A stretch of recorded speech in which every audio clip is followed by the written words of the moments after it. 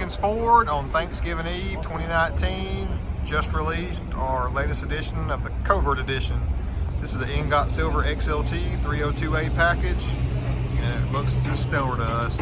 So we took the magnetic grille that comes on the XLT package and did it body color Ingot Silver.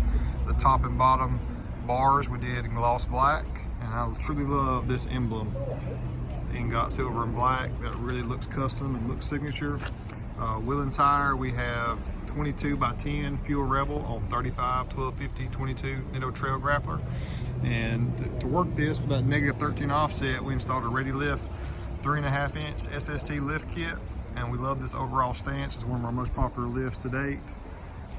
Silver just looks great on this body style. The anthracite gray wheel by Fuel is just a perfect match for this setup.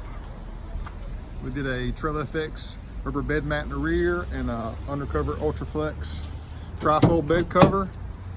Tailgate assist from Ford. Comes down nice and smooth.